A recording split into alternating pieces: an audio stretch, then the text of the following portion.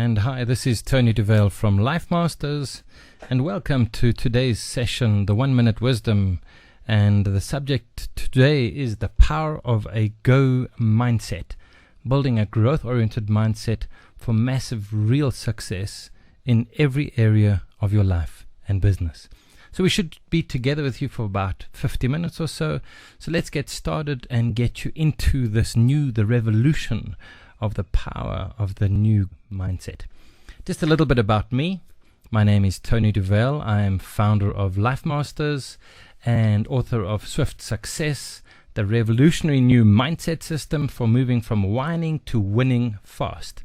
I'm an expert author. I'm a business optimizer. We help companies to quadruple their performance.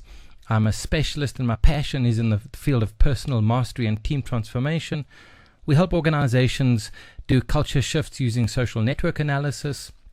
I speak around the world, and essentially I'm a mindset mastery authority.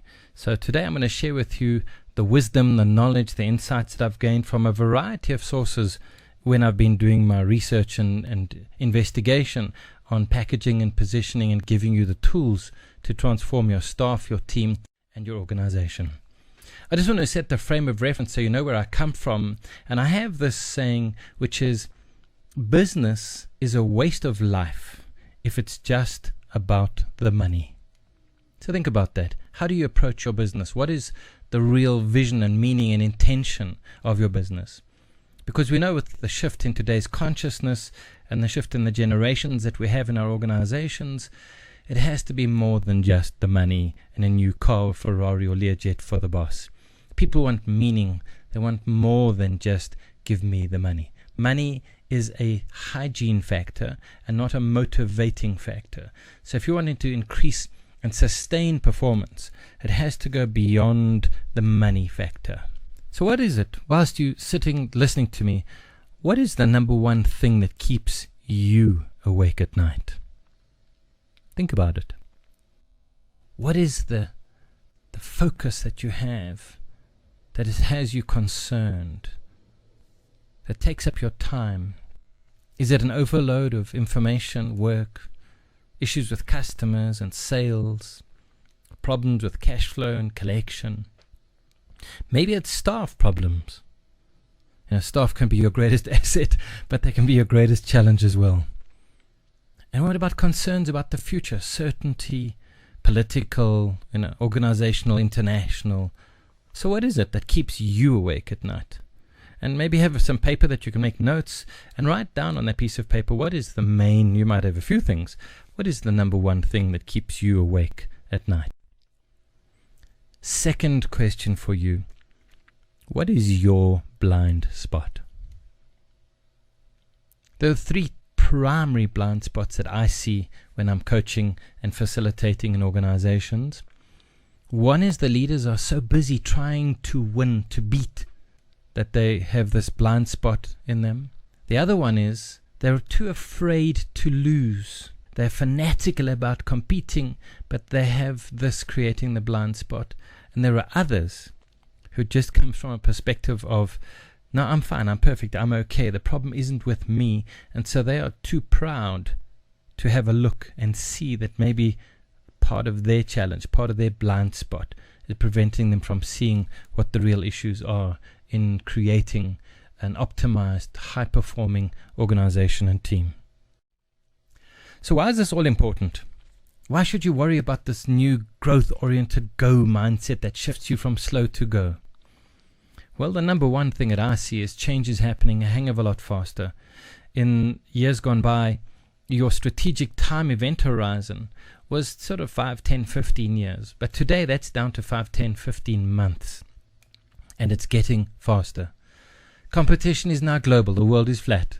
Your competition could come from another industry and jump the industry fence and be your competitor within 30, 60, 90 days. We've seen it happen with people like the banking and the internet service providers, where a bank became a service provider and overnight they smashed a few people's business models. A second part is we're becoming more humane in our business and moving away from this whole work, like slaves, like robots, like automatons, to a more human, more caring, more connected kind of environment. And because we are hardwired in our brains as social animals, we're starting to bring that in. We see social networking, social network analysis, and social selling, and all of the digital marketing around social. Another thing is we don't have as much certainty. In fact, we have much more uncertainty than we used to have in the past. And so by being sharp, by being clear, by being aware and awake, and understanding what do you need to make sure that you are optimizing all of your resources and creating that certainty, which is one of the core human needs. We need to understand this. And then we're becoming more conscious. We're becoming more humane. We're starting to get out of this head down, running like crazy for 100 million, and starting to look up and say, well, we have a triple bottom line now. It's more than just the shareholders. It's also about the stakeholders. What is the impact on those people, on their families, and on their life? And I always think, typically most people in a JOB, by the time they're 60, at least 70-80% of them are not going to be financially in a position to have an enjoyable life. And you might say, well, that's not my fault and that's not my problem. And I'm here to say, well, maybe if you're a caring leader, not a greeder, it might be part of your concern and consideration of adding more value to humanity and to the world. So why would you be listening to me today? What is your core need? What is the decision that you need to make? What is the dilemma that you have? Do you know exactly where your organization stands and what you need to be able to do next? Do you have a situation where you may be doing well, but you can't slack off and you need to know where next to address? Do you have a plan that you need to measure how you're doing against that strategic plan? Because many times people do a plan and then it's just put in the cupboard and they never look at it again. Maybe you need to up the quality and professional image and behavior in the organization. And you need to improve something, but you don't know what it is that you need to improve, because there's so many things that you can do, but are those going to impact the bottom line? We spend time and resource and money, but is it truly going to impact the bottom line? And how do we create common understanding of core priorities for our people, of what needs to be done, what is important and what is vital? And what areas in our management and leadership do we need to improve that is going to actually impact the bottom line? And so the value and the benefit I bring to you today is some of the research around high-performance organizations from the HPO organization overseas with Professor Andre de Waal.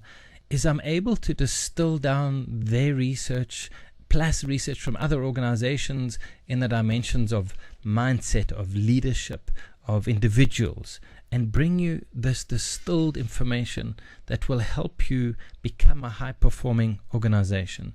And so my goal is to give you the essential wisdom that you can have insights that are valuable, that allow you to benchmark where you are, what you're doing, what needs to happen, how you measure your progress, so that you can achieve your financial and non-financial results in a matter that puts you way ahead of your others in your same peer group. That you can focus, you know that you're taking time and money and effort in areas that's going to work for you, to save you time, save you money, to get you there faster, in a more humane, more sustainable, and more enjoyable way. And so we talk about swift success. Swift success is my model. It's part of my book. And it's about a whole process of making sure that what you be, do, and have is bringing you real success in the shortest possible way. So let's have a look. What is HPO, or high performance organizations? There are 5 areas that Andre de Waal has discovered from his academic level research over many, many years in global organizations across the world. And this is around high quality management, high quality individuals and teamwork, and an openness coupled with action, a long-term commitment to results and focus, and a constant approach to improving and renewal and innovation. And when I had the radio station, we called it CANI, C-A-N-I, because that was the intention. It's this ongoing, incremental, incessant improvement and renewal and moving forward with that lockstep to make sure things happen. But because we only have a short time today, I'm going to be with you for this session and be covering the whole concept around high quality individuals, because in my model and the work that I do in my team building, we know that the foundation is the individual. The next level that is dependent upon that is then teams. And then the next level above that, which is business success, is dependent upon good and efficient and effective teamwork. But at the end of the day, you can't have a great business and an efficient and effective team if you have challenges with the people in your organization. So that's what I'm going to be looking to do for the rest of the session, is covering this people part of the process. So let's have a look. What do we know? What do I know from my research, from my work, from my studies, from my experience out in the market? We know that leadership and the context or the culture impacts about 50% of the performance results. In books like Good to Great and Gallup's research and all of our experience, we know that the organizational culture has huge impact. How the leader walks their talk. Do they have a vision and values that the staff find meaningful? Because if there's no meaning, you're going to then have to be the slave driver constantly whipping the people, and you'll never have inspiration from them. You'll have to motivate and manipulate them, but you're never going to have them inspired for something, because that inspiration is where it's sustainable and ever increasing, and that constant and never ending improvement. And part of that spiral is about bringing happiness to your organization. We know that happy people achieve more success. People aren't happy because they're successful. People are successful because they are happy. We know from the work of Sonia Lyubomirsky, where she's discovered that people have a natural happiness set point. Let's assume that's half of happiness. The other half of happiness, in most situations, in most organizations, is typically around the situation where it's a reaction to the culture, it's a reaction to the leadership mindset. But if we can shift that individual's mindset, that second half of potential happiness, at least 40% out of the 100% of happiness, we can get another 40% of in what we call intentional, conscious happiness, of happiness by choice rather than happiness by birth or happiness by experience. But it's a consciousness that a person says, in spite of the circumstances, I'm going to focus on what I can be, do, and have, what does make me happy.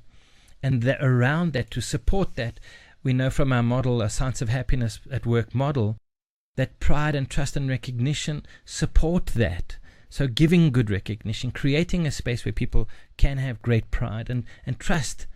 Because if you don't have trust with your teams and trust in your organization, you're paying a huge performance tax. And without question, in every single team building that I do, or leadership development, or staff process I go and do in organizations, when we do the research or the interviews, trust is an issue. And it's a big issue, but it's a big issue about a little thing normally. But we know that if you're going to have a high-performance organization, that trust is the glue that helps teams perform. It helps if they have a mindset and a consciousness and awareness and a culture that enables them to be happy, because this happiness brings a whole lot more energy and possibility in helping them achieve their potential.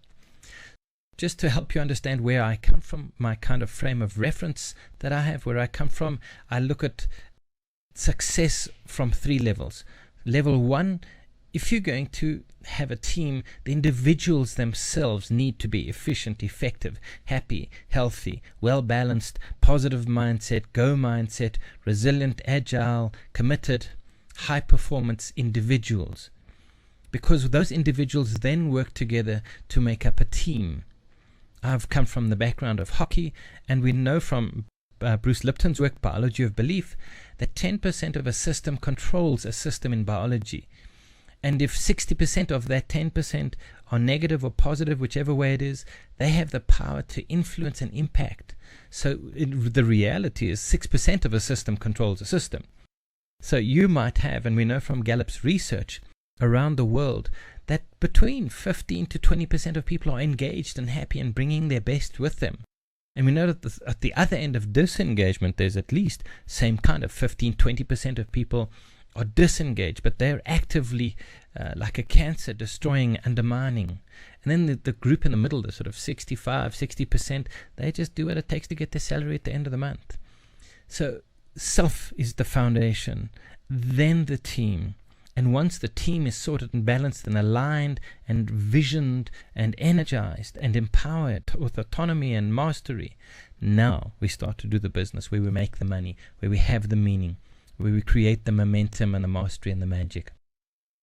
So in all the work that we do, I work on the foundation of the individual first, then with the team, and then we optimize the business. And that's how we get companies to quadruple their performance, sort of from 200 million to 800 million.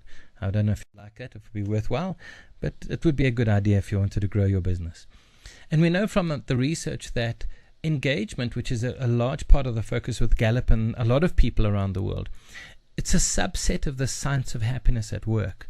But because it's so prevalent, I just wanted to give you some information here that you can use as you're interacting, as you're communicating, as you're selecting staff and making sure that they have the go mindset. But these are the kind of questions that people have in their head when they're in an organization, or people are coming into the organization, or they've been there for a while, what typically causes disengagement or increases engagement.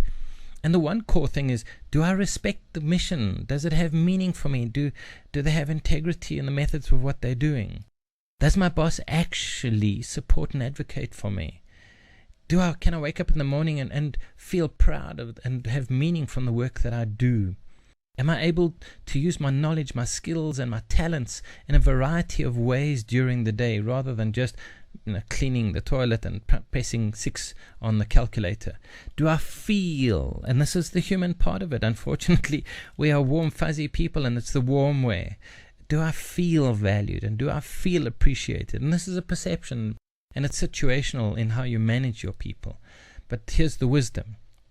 In employee engagement, the number one thing, up to at least 40% of the engagement, is whether or not the workers feel their managers are genuinely interested in their well-being. We know from research, people join an organization for their vision, their values, and their mission, and what they get, the meaning and the benefit they get from there, but they leave their immediate supervisor because of a relationship and a perspective of, you're not genuinely interested in my well-being. So think about that. What can you do? What's one thing that you can do with each of your staff in the next week that you can show them, tell them, let them feel, let them see that you are genuinely interested in their well-being beyond just show me the money? In the research that I'm going to show you around growth-oriented mindsets and this whole thing around grit, the work from Professor Stoltz and Reed, they interviewed HR people and employers around the world, and what they discovered is that 97% of the employers that they spoke to say they put mindset ahead of skill set when recruiting. Their problem is, how do they assess the mindset? What are the qualities that are needed by their organization, and what are the qualities that the person is bringing to their... So we now know that mindset matters more than skill set. I would rather have a team of people that are highly resilient with a positive go mindset, that don't have all the skills right now, but we can get it to them, versus a group of professors with all of the knowledge, skill, and ability in the world, but with a negative attitude and a bad mindset. I'm going to achieve more, way ahead of you, if you're going to have those professors. So think about your current hiring strategies. How are you assessing for mindset? Because if you're only assessing for skill set, it's going to cost you a lot of money.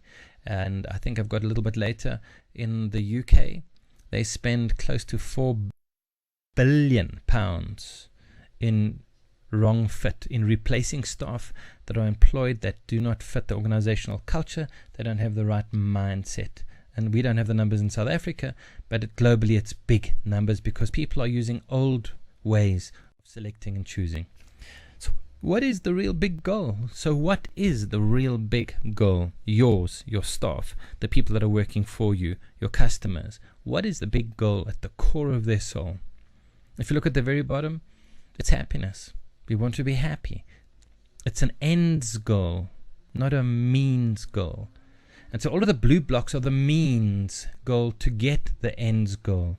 So you might start a company so that you can retire early, so you can spend time with the family, which would make you happy. You might want a boyfriend or girlfriend so that you can find a soulmate and feel connected and get married, so that you can feel happy. And so if you keep on asking why are you doing this? Why are you doing this? Why are you doing this? Why are you doing this? You'll get past the means goals, the material goals, the actions, until you get down to a feeling. And it's normally around this happiness. And for me, it's about sustainable well-being, where people thrive and flourish. What is the big deal for your business? What is the big deal that's going to make your business more appealing, that you can retain and attract high quality talent in your organization? How do your people get happiness other than what I call orgasmic happiness, when they go and do something for a moment, but it goes back down to their set point? And why is this important? Well, because your staff are your most important assets. They're the most important assets, but they're also your biggest challenge and your biggest advantage. Though people say my staff are my most important assets, I don't often see them walking that talk and creating the experience for their staff. So whilst they can be your biggest competitive advantage, you need to optimize the resource, not maximize the resource. Because your competition can buy vehicles, machines, technology. Today's technology gets cheaper and cheaper. But the real challenge lies in bringing out the best of the capabilities in your staff members and then synergizing that team. We have an activity that we do with stacking cups. We divide people into groups and give them cups, and they then have to work together and collaborate and assign roles and responsibilities and performance. And there's a whole issue around quality and speed. But it always amazes me that some teams can do the project that we give them in, say, 20, 30 seconds. Let's just say 30 seconds. There's some that can do that same behavior and activity, which we had just recently, in 18 seconds. And there's some that take 45 seconds. And then what we do, we give them a chance to practice and create leadership and assign roles and activities and find ways to optimize. And there are some people that cut that performance time down in half.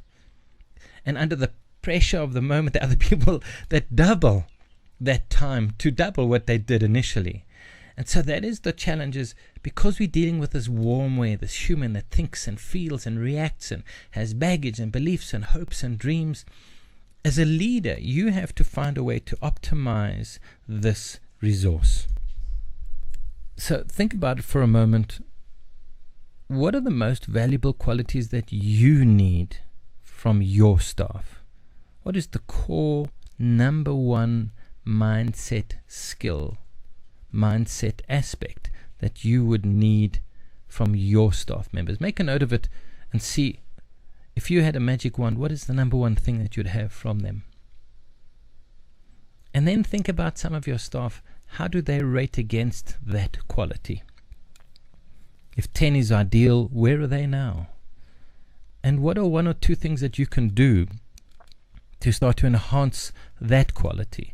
And I'm going to show you 20 or 21 other qualities that the research has shown around the world of what HR managers need, want, and hope and dream for in their staff and their new hires.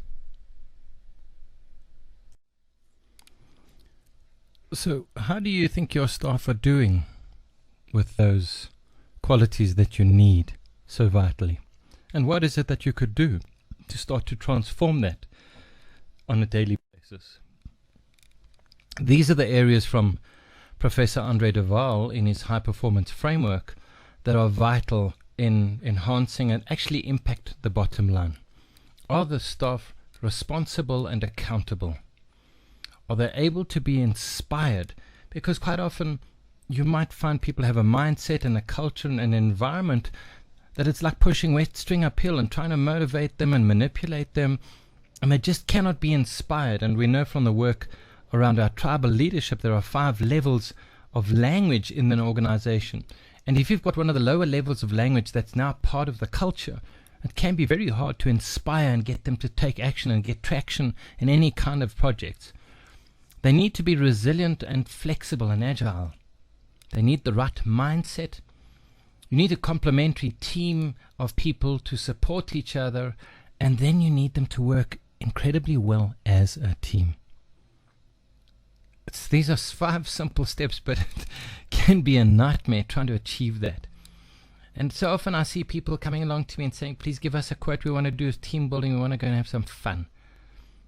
Fun is important, but just fun for fun's sake is a waste of time and money. Rather create a situation and a set of circumstances where you go and have fun experiences.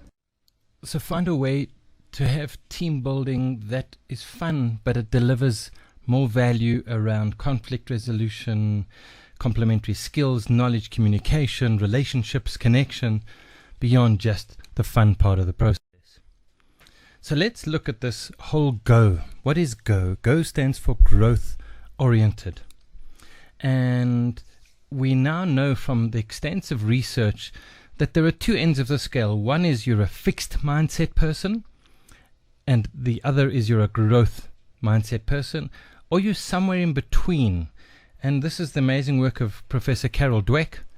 And we have a situation where we know that if a person has a fixed mindset, we know how they behave. Their belief system is that their knowledge is fixed. They are not able to change their knowledge or their intelligence.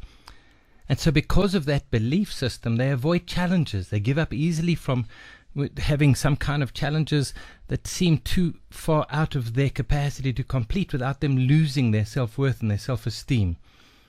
They don't want to take the time and the effort and the commitment and put in the drive and have the grit to keep on going until they succeed, and so they give up very quickly.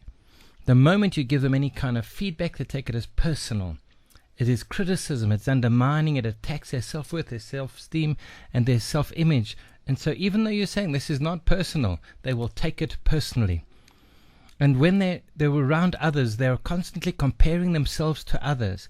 And the problem is we've created these mindsets, these fixed mindsets, because of how people were brought up as children. If you bring up your child and you give them approbation and appreciation and say, Johnny, you are such a clever boy, the moment he feels unclever, his certainty and significance is destroyed. Whereas rather than supporting a clever, intelligent, parents that said, I am so proud of the work that you put in. I'm so proud that you were resilient and kept on trying. I'm so proud that you kept trying new and different things until you achieved it. That programs and creates a different identity and different belief system. And so people who have got the growth-oriented mindset, they know that the brain is malleable and you're able to develop it like a muscle. And so they're open to learn and grow and discover new things. Any kind of obstacles in their way, it's excitement for them to discover new opportunities. And so they persist until they push through it. They understand that success means work. Achievement means work. It means persistence and determination and going the extra mile. They love to get the feedback and the understanding and third-party perspectives of how can I improve? How can I grow? And they are inspired and inspire others by their success. And so, although these are the 2 extremes, you'll find people in between, and it might even shift based on their moods and the culture in the organization. But you want more of a growth mindset and an understanding than you want of a fixed mindset. As a manager and as a leader, you need to design and build and maintain a culture that supports this growth-oriented mindset. You need to make sure that you're giving appreciation and validation that supports the growth-oriented behaviors that you want. Because this is the foundation. When a person comes to you, you need to know, are they a go or they a no mindset? The work that Carol has put out is incredible. To support that information, Professor Stoltz and from the Reed Employment Company, when they did their research, they found these 21 qualities were the qualities that most people looked when they were employing staff. So have a look at these. Commitment, honesty, contribution, drive, collaborative, purposefulness, resilience, agility, energy. In your space, what do you think are the top 3 mindset qualities that you would filter for and like your staff to have? What are the top 3 aspects of this high-performance team, high-performance person, high-performance organization that you would like to have? And then I'll tell you the order of what the rest of the world thinks, and you can see how you align up with that. So maybe make a note. What do you think is top number 1, number 2, and number 3 qualities that your staff need in your workspace, in your environment, and in your industry? Here's what the rest of the world think. Commitment is number 1. Honesty number 2. Trustworthiness number 3. And down to flexibility. Then contribution, drive, morality all the way down. And then collaborative, focus, balance, openness, and agility. These are the order of what most other people in HR and employment and management believe. And the challenge that we have, the fact that commitment is number 1 and agility is the last in the 21, all of these were vital within a level of 2, 3, 4% of each other in total. So if 95% agility and 97% said trustworthy and honest and commitment, these fitted into a very narrow band of these are essential skills that I want my staff to have all of, not just 1 or 2 or 3. But when forced to commit to a priority, they said commitment was number 1, and honesty and trustworthiness and adaptability and accountability were vital. But the others weren't very far behind in that order and that research. So my question to you is, how do you rank on these scales of these? How do your staff rank? How's the team mindset? Because when you have a few people together, you have the mindset of the individuals, but you also have the team mindset. What is the organizational mindset like pertaining to these? And maybe it would be worth your while to do some kind of analysis and assessment. And if you're interested, we could help you with it. So I just want to go a little bit further into Professor Stoltz, and it's James Reed that did this research. And they talk about global good and grit. I've added in the growth to make it the 4th G. But these are the 4 aspects that you need. Global good and grit are high levels of those 21 mindset qualities. So you can have each one of them has a few underneath the subset, but essentially it's about having a grit mindset, having the wherewithal, the passion, the persistence, and the drive. The good is about goodness, about honesty and trustworthiness and truthfulness. And then the global is about mindset and knowledge and aware and care. The growth part comes from Carol Dweck. But essentially it's that G, the G-O, get going, get moving, get the right mindset that shifts from slow to go. The foundation and the energy of this whole mindset thing also comes around happiness. The problem is when we talk about happiness, what do you mean by happiness? And happiness is a word on a can. It's a label on a bottle. But what's the contents? And I know, like in the people in sort of north and southern hemisphere, up at the polar caps, they've got something like 15 or 16 words that describe snow. We've got 1, it's snow. They've got 15 or 16. And so happiness, we've really got 3 kind of categories of happiness, with the difference being the impact and how long the impact lasts. And so the first level is what I call orgasmic or rock star happiness, which lasts, it's there, it comes, it peaks, and then it dies down back to your baseline level. And that's when you give somebody an increase, or you give them a pat on the back, or you give them something that has some appeal, and it's a pleasure, it's fun, it's exciting and interesting, but the impact doesn't last for long, it's not sustainable. The second level is what we call flow, and that's about doing work that you love, doing work that fits your talents, where you fall into that mesmerized space where time just flies and you lose track of time, but you're fully engaged, you're fully committed, you're using everything that is part of you, and that lasts longer, that happiness lasts longer.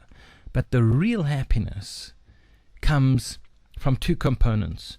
One is the person's foundation and their conscious choice, and then the higher purpose and meaning.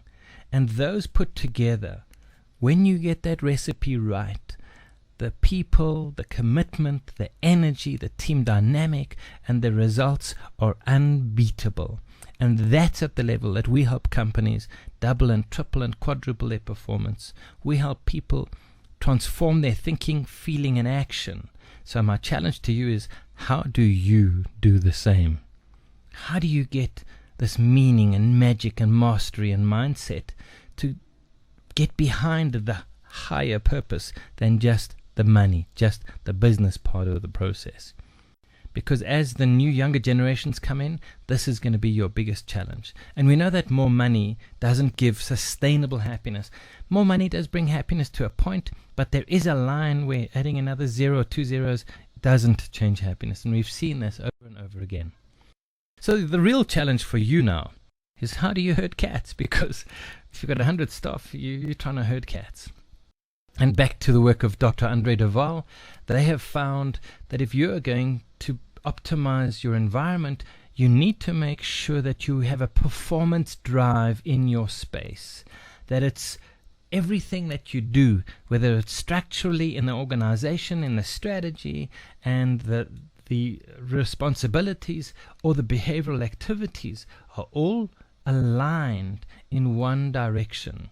And so to achieve that, you need to make sure, number one, that responsibilities and accountabilities are clear and structured, that the reports that you get have the right content that allow you to drill down quickly and simply at the core areas that you need to be able to manage and monitor. I've seen people have huge printouts, and all they do is they look at the page 1 or 2 and they ignore the rest of the stuff. So somebody's taken a huge amount of time to make this. But once you understand exactly what it is that you need, what are the core touch points that you need to monitor, then you can start to distill that down into incredible reports. Obviously, you need to make sure that the integrity of that data that you are measuring and collecting, collating, and presenting is top. I've heard of many situations where the board has removed senior management people because they were filtering out the information, and the board didn't have stable, reliable, integrity information with which to make the decisions and the long-term choices that they had. The manageability of this information is vital, because we talk about big data today, and we now have volumes and volumes and volumes of data, but we don't need it all. We can distill it down to core touch points as you go higher up the organizational ladder, that you can have 5 or 6 or 7 or 10 core touch points to see, how's this doing, what is it happening, what is it impacting, and yes, we're in a good space, or no, this needs attention. Number 5 is accountability, and this on its own can be a whole workshop and a whole process in an organization, especially in governments and even in large organizations. This accountability is not clear back to the top, that responsibility, and so making sure that people have accountability and consequences and rewards, and there's meaning and there's value, and it's held clearly, that people are clear on the priorities and the accountability. Number 6 is your management style, and this is back to leadership style, back to culture. The way you manage your people, your energy, your dynamic, your languaging, your tone, your tempo, the whole shooting match, that creates the culture, that creates a positive or negative, what I call pH, like your pool. If your pool is acidic, you're going to have algae and green chochas growing in your pool. And it's the same in your culture. If your culture is acidic, you start to have politics and undermining and backbiting. And so your management style and the culture you create controls that.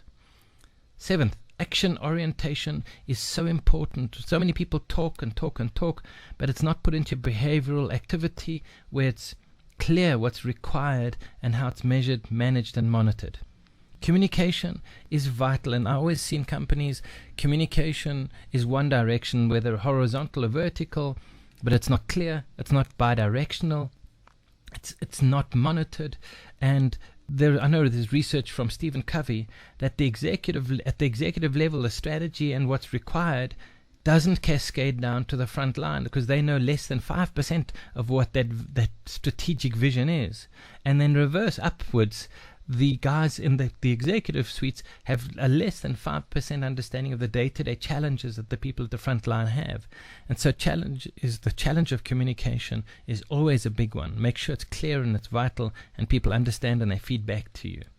And then alignment of everything, alignment of the organizational structure, alignment of values, alignment of behaviors, alignment of team missions and visions and behavior patterns and measurements, aligning everything, that you get your cats into a really good and manageable team. The leadership context, as I said earlier, you control 50%. The problem with the fish is it doesn't actually know it's in water. And same with business, people don't understand they're in a culture, not their home culture. And that's a part of the problem, is people bring their home cultures, and now this business space is a mishmash of everyone's own cultures. And that's not acceptable if you're going to have a high performance team. You need to explicitly have clear vision, value, direction, rules of engagement. This is what we accept and this is what we don't accept. In the beginning, you need to manage it, because whether you've intended or not, you have a culture of this is how it gets done around here. And new staff can get infected and affected and programmed by people that are, and it's typically the dissatisfied ones that take on the new staff and say, beware, watch out, don't do this, watch out for that. And so because they knew, they learn very, very quickly. So do you have an environment where growth is praised, where people can take chances, where they're encouraged to explore and discover and grow? What would have to shift for you in your thinking, in your feeling, in your action? You have huge impact as a leader, as a manager, on the people around you. If you're awake enough, aware enough, and you use the tools and the information that I'm sharing with you, here is your challenge. How do you shift out of the old mindset around work or money to this new interconnected social mindset where people are looking for meaning and stuff that matters, where they can be on purpose? How do you leverage it? How do you create that shift? How do you reframe the organization's vision, mission, values, and process, that people are on purpose and doing stuff that matters to them?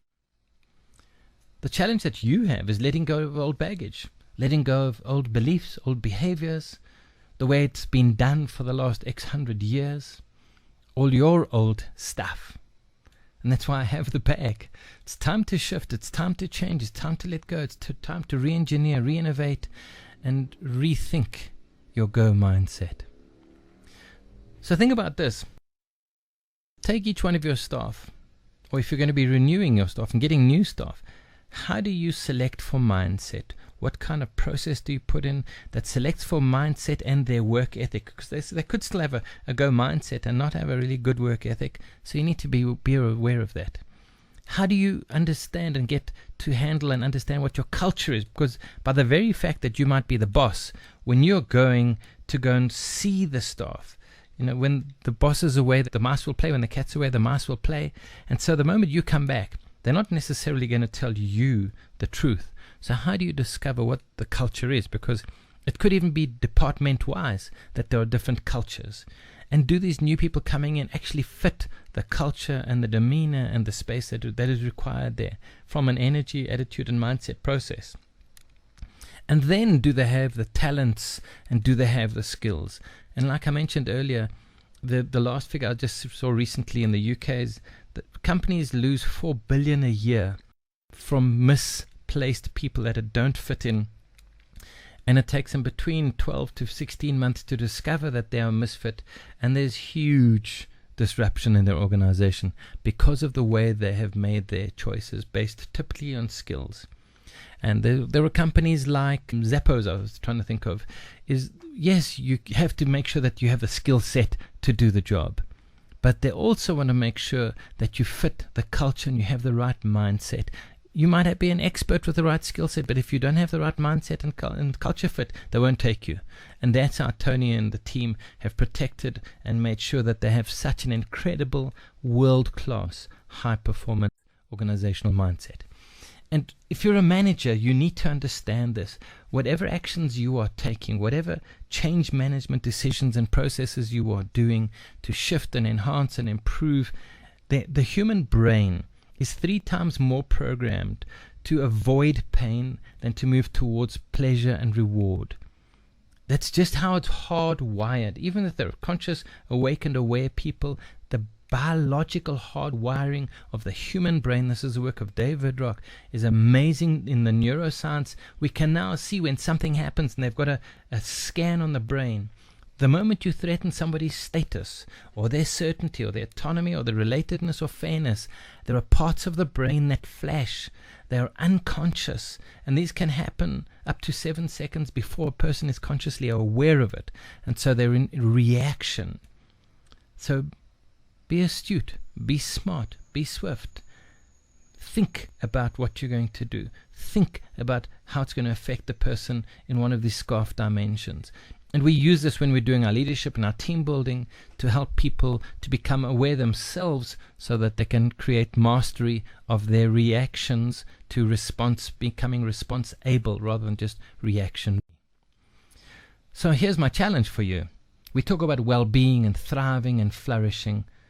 What can you do that will transform your staff, your team, and your performance incredibly?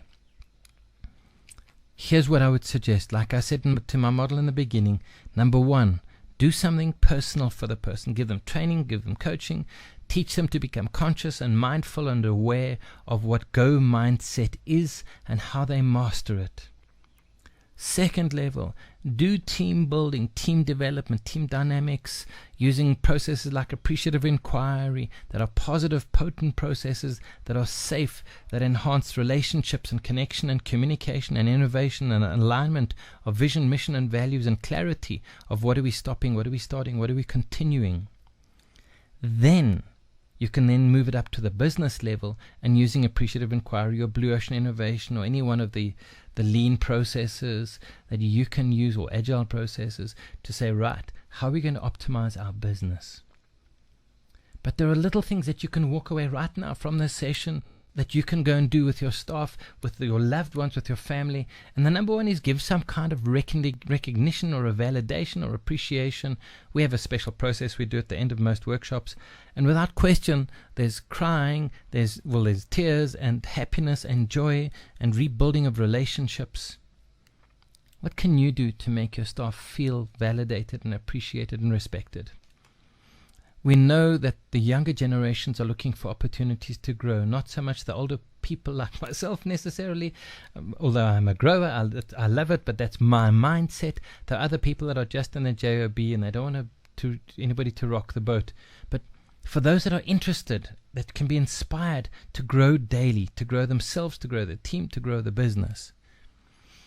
How do you shift the organization vision, values, mission to a destiny, cause and calling that has meaningful purpose for the individuals, that when they wake up in the morning they're happy and excited to get to work, to be part of this team?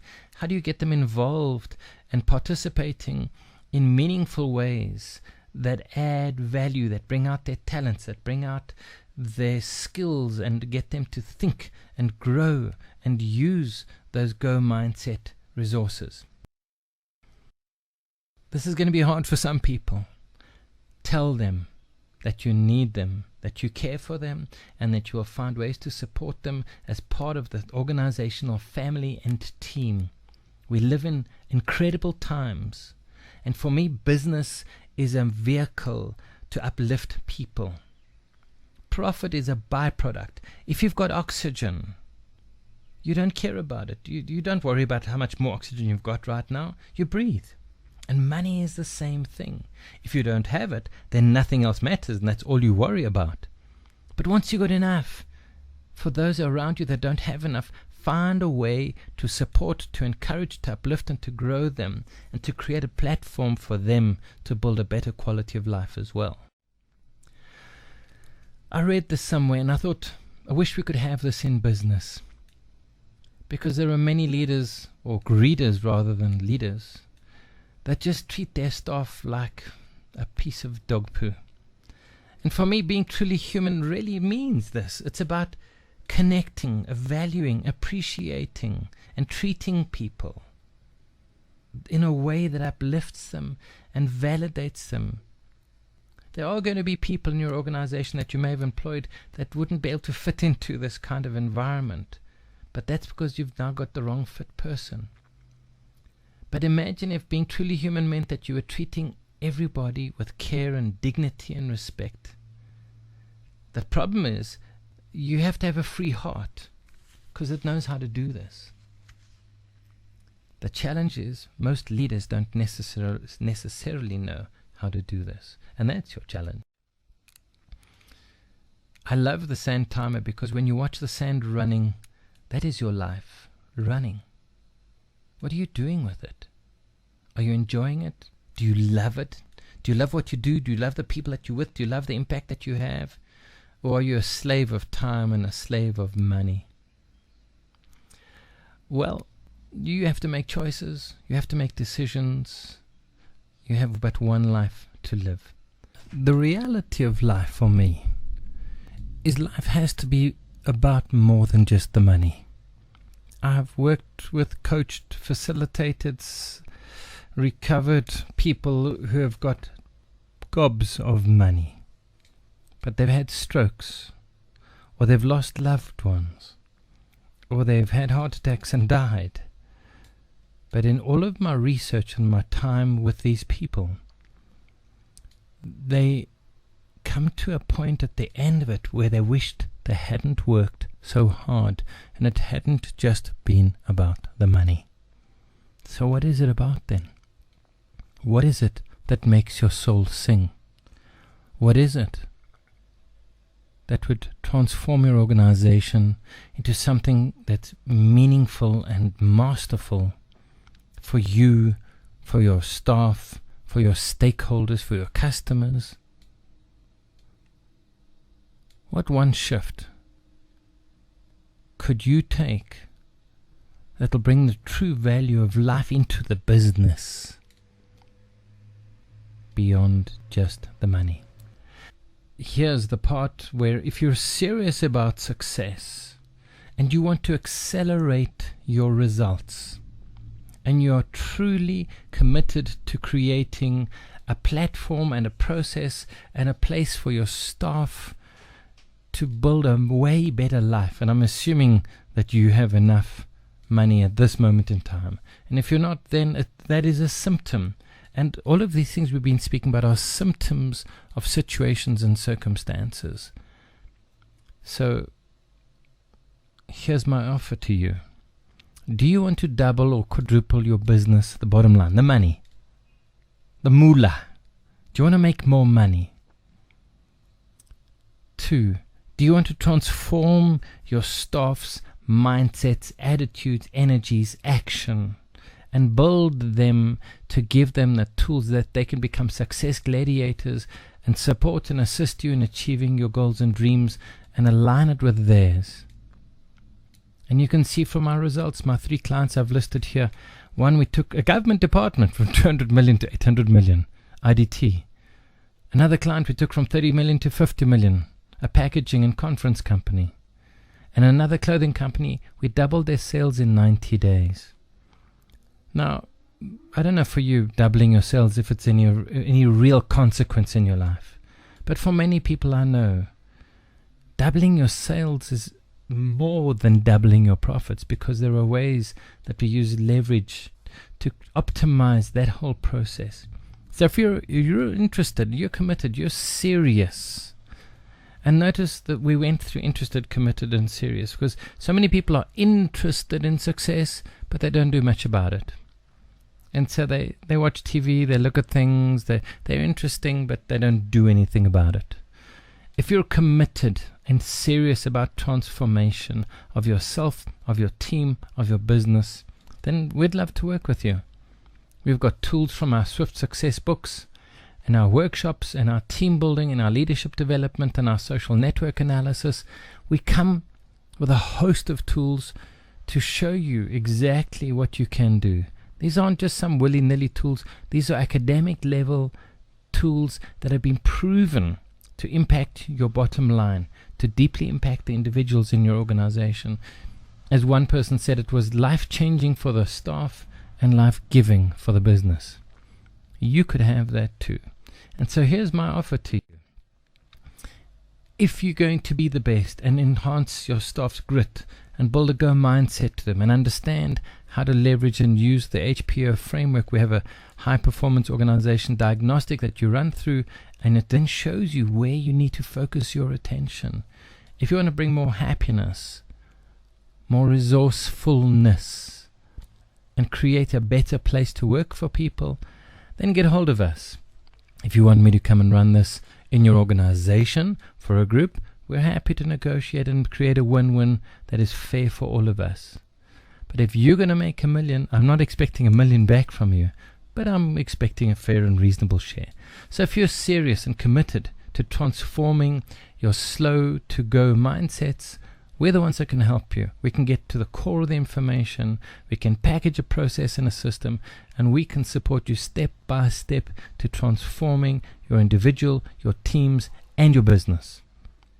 If you're ready, get hold of us. My number is 083 447 6300. That once again, that's South Africa, 083 447 6300. Or if you want a free assessment, a free Go Mindset assessment, or you want to work with us, email me on gofree@coachfree.com. That is GOFREE at COACH F of Freddy REE.com. And this is me, Tony DeVale, founder of Life Masters and author of Swift Success. I've been with you, I've had a magic time with you. Time to go and take action, to put into process some of the stuff you've learned here. And if you want to work with us, we'd love to work with you and help you change the world.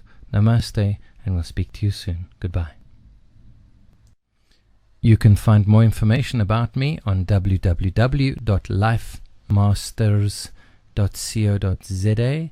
That's LIF for Freddie E, MASTERS.co.za, lifemasters.co.za, or TonyDovale.speaks.com, TonyDovale speaks SPEAKS.com.